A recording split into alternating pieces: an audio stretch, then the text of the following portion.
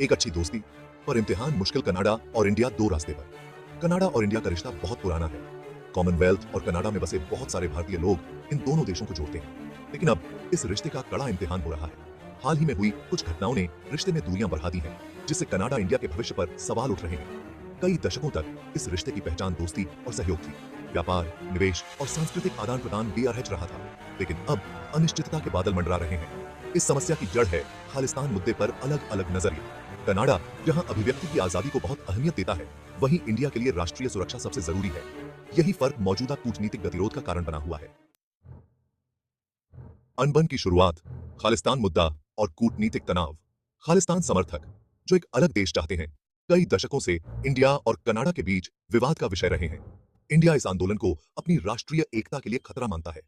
Canada इसे अभिव्यक्ति और सभा की आजादी के दायरे में देखता है।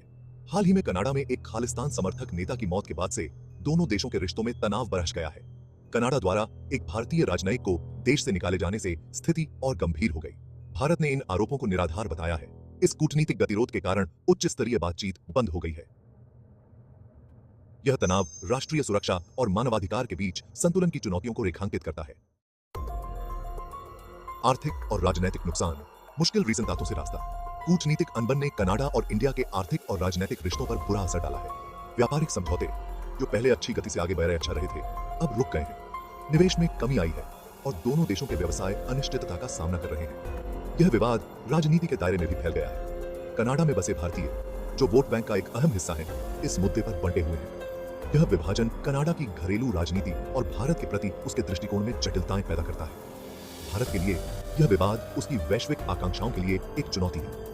चूंकि भारत एक अग्रणी शक्ति के रूप में अपनी भूमिका स्थापित करना चाहता है, इसलिए इन कूटनीतिक जटिलताओं का समाधान खोजना बेहद जरूरी हो जाता है।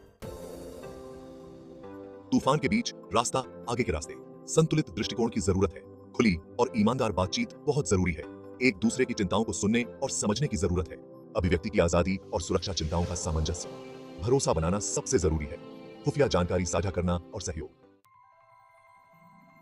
वैश्विक मंच, अंतरराष्ट्रीय प्रभाव और समाधान की तलाश। कनाडा इंडिया विवाद एक बदलते वैश्विक परिदृश्य के बीच सामने आया है। चीन का उदय, यूक्रेन में युद्ध और हिंद प्रशांत क्षेत्र का बढ़ता महत्व स्थिति को और जटिल बनाते हैं। कनाडा और इंडिया दोनों खुद को एक बहुध्रुवीय दुनिया में पाते हैं, जो अपने हितों को सुरक्षित करने और रणनीतिक साझेदारी बनाने की कोशिश कर रहे हैं। मौजूदा विवाद जलवायु परिवर्तन से लेकर व्यापार और क्षेत्रीय सुरक्षा तक आपसी हित के मुद्दों पर प्रभावी ढंग से सहयोग करने की उनकी क्षमता को बाधित करता है। अंतरराष्ट्रीय समुदाय को बातचीत की सुविधा और साझा आधार तलाशने में भूमिका निभानी है। ब्रिटेन या ऑस्ट्रेलिया जैसे तीसरे पक्षों द्वारा मध्यस्थता से तनाव कम करने और सार्थक वार्ता के लिए जगह बनाने में मदद मिल सकती है। कार्रवाई की पुकार, नेतृत्व की जिम्मेदारी। कनाडा इंडिया संबंधों का भविष्य अधर में लटका हुआ है। आगे बढ़ाने के लिए मजबूत नेतृत्व और कूटनीति के प्रति प्रतिबद्धता की जरूरत है। निरंतर विरोध से दोनों देशों को नुकसान होगा। कल्पना कीजिए कि आप भारत के प्रधानमंत्री हैं। आप इस जटिल स्थिति से कैसे निपटेंगे? आप कनाडा जैसे प्रमुख लोकतांत्रिक सहयोगी के साथ मजबूत संबंध बनाए रखने के महत्व के साथ राष्ट्रीय सुरक्षा की चिंताओं को कैसे संतुलित करेंगे? आज लिए गए फैसलों के दूरगामी परिणाम आने वाली पीढ़ियों को भुगतने होंगे।